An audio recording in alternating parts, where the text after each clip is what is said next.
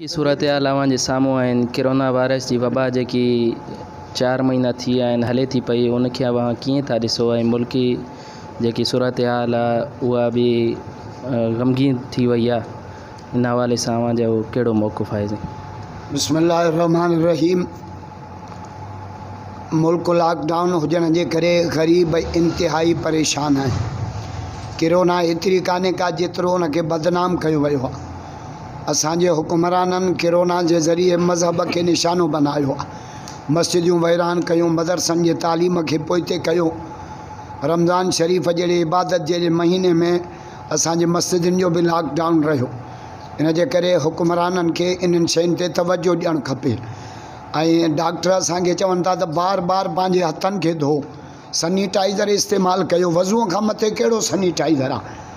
नबी पाक सल्लल्लाहु अलैहि वसल्लम फरमाए 3 दफ़ा 5 दफ़ा वज़ू कयो, हर दफ़े 3 दफ़ा हथ धो।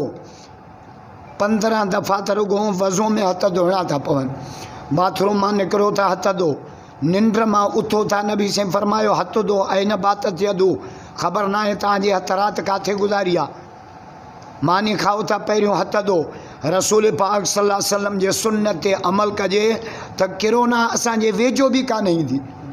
जेके डॉक्टर एहतियाती तदबीरूं ॿुधाइनि था, इहे रसूल पाक सल्लल्लाहु अलैहि वसल्लम पहिरियों ॿुधाए विया आहिनि। असां जेकॾहिं शरीयत ते अमल कयूं त कोरोना वेझो बि न ईंदी। पर वरी बि असांजी जमात डॉक्टरनि सां, हुक्मराननि सां हर मामले में ताउन कयो आहे। हुनजो मदरसा बंदि कयो, असां बंदि कया। जुमन जा इज्तिमा बंदि कयो, असां बंदि कया। ऐं इम्तिहान चओ मुलतवी कयो, इफ़ाल कयो, उहे असां सभु कुझु कयो आहे, सिर्फ़ु इन जे करे त इहे अवाम इन वबा खां बची पवे। असांजी जमात अॼु बि इन ताउन में आहे। पर हाणे हुक्मराननि जी नियत ख़राब थी लॻे, छो त इन कोरोना जो बहानो बनाए मज़हब खे निशानो बनाइण जी कोशिशि था कनि। हाणे वरी चवंदा त जानवरनि में कोरोना अची वई आहे, तव्हां त मुस्लमान क़ुर्बानी न करे सघनि। बाक़ी बजट जे हवाले सां इमरान ख़ान पाण पिने पियो, जेको पाण पिने, चवंदा आहिनि जेको पिन तन खां पिने वधीक मां नथो चवां। वॾियूं उमेदूं सरकारी मुलाज़िमनि जो इमरान ख़ान में, विफ़ाक़ी बजट में, पर उन लावारिस करे छॾियो। वरी बि मुराद अली शाह खे शाबस आहे जो 10-15 सैकड़ो जेको आहे मुलाज़िमनि जी पघार वधाए कुझु न कुझु उन्हनि जी पर घुर लधी अथई।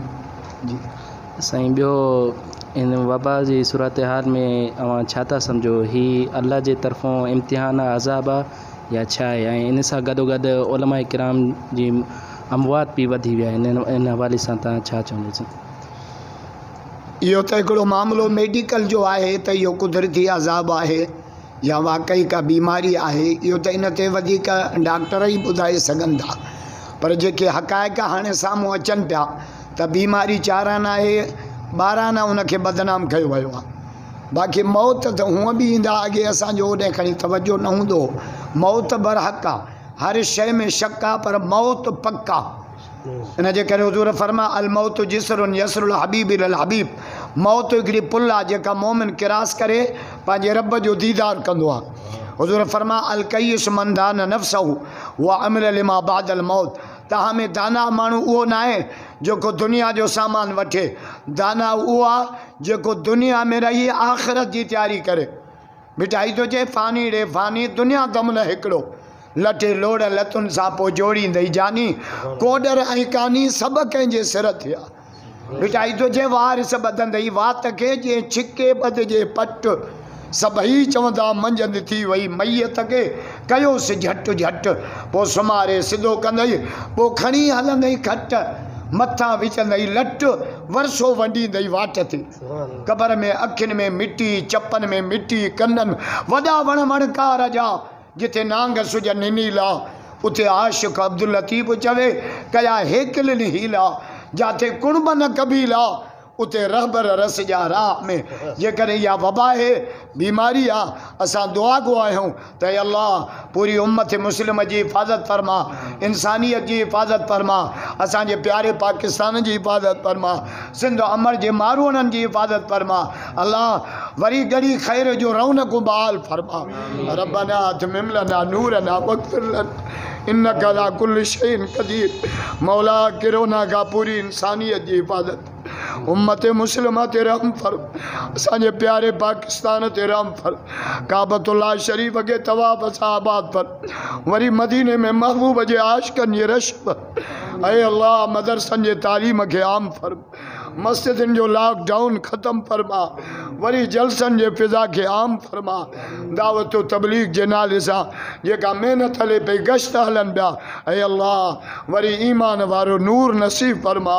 अल्लाह इन वबा मां असांजी जान छॾा, अल्लाह किरोना मां जान कान छुटी, वरी माकड़ जो अज़ाब लामारा पियो ॾे। अल्लाहुम्मा अरफ़ाना अन्नल बला वल वबा व ताउन वल फितन वल किरोना। अल्लाह जिन बीमारियुनि जा नाला वता सभिनी बीमारियुनि खां पनाह अता फरमा। अल्लाहुम्मा ला तक़्तुलना बिग़ज़बिक, ऐं अल्लाह पंहिंजे ॾमर जे ज़रिए असांखे क़त्ल न फरमा।